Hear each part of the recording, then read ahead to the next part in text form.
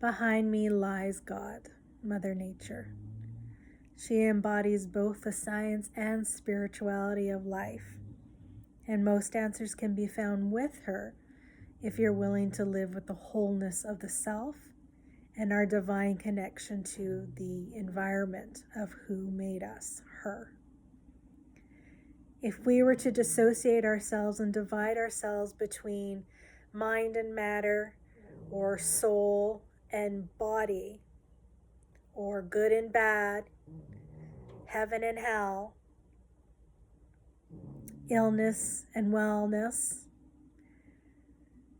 science versus heresy, if we were to divide ourselves away from the whole integration of science and spirituality of Mother Nature, we come to the two biggest gaslighting lies designed by the patriarchy.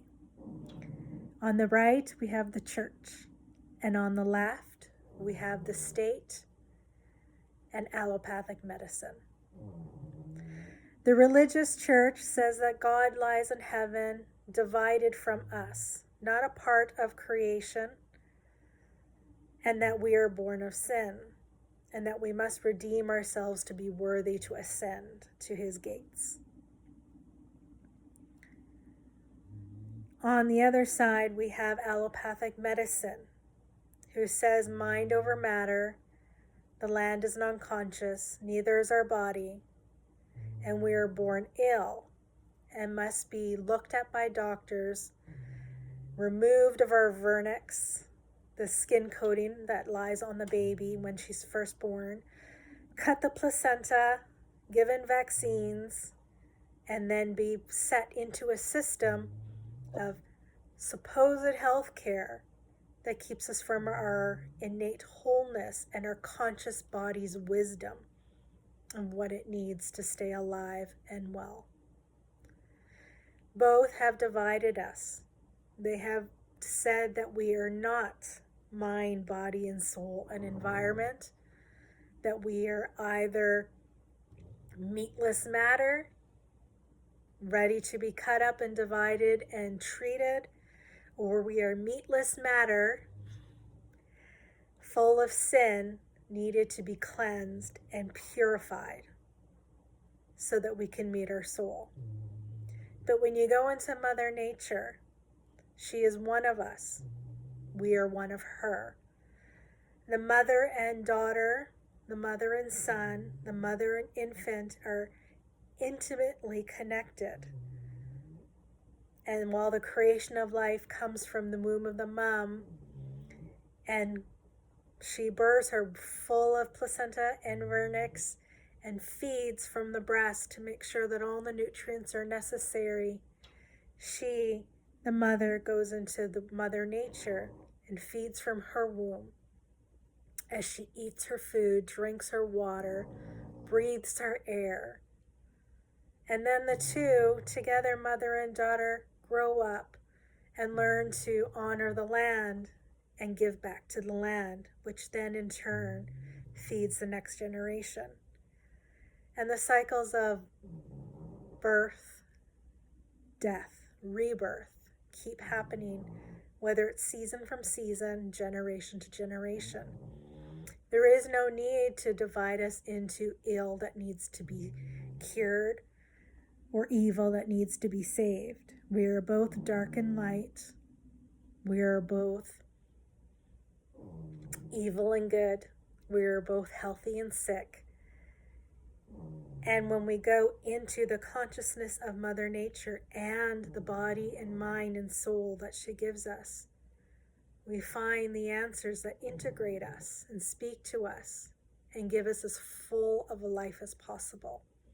Of course, there are challenges, but that initial divide, that initial dissociation is not there. And that helps us immensely when we don't have to live in fragments. We don't have to live split from our source. And that is a patriarchy's guide. That is its rule. That is what it needs, because the only way it can govern, whether it's through the doctor in the white coat and the white lab, or whether it's through the priest or the rabbi in the temple, in the church, with the right robe, standing on top of us from either the desk, the high desk in the office, to the high altar in front of us in church. The man sitting there telling us what we need to know about ourselves, and that we should listen to them because they have the answers, is the first, most deepest, most grandest, most deceptive, most tyrannical divide that they created in order to rule. They can only gain power through our split. And that's why they demonize Mother Nature as unconscious, as having no life force. That's why they demonize woman, the creator of birth, as to mere reproductive systems. It's why they demonize the body and our symptoms and our pain as not messages as to how to heal, but things to mask and cover and suppress, so that we can follow their guidelines into a somewhat functional life of somewhat productive person to keep feeding the wheel of patriarchy. But when we separate ourselves from them and integrate ourselves back into the one true source of mind, body, soul, and nature,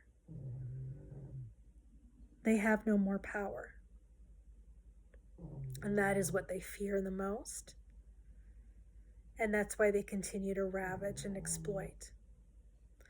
But the return of matriarchy has come, and we are no longer giving our cognitive skills, giving our critical thinking over to the lab or to the church.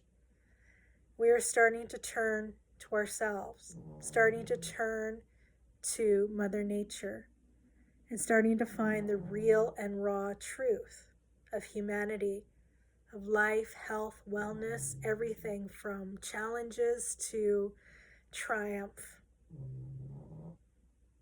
And as we do that, they lose hold. We are mending, healing the divide of ourselves by dividing us from the corruption that has held us for 10,000 years.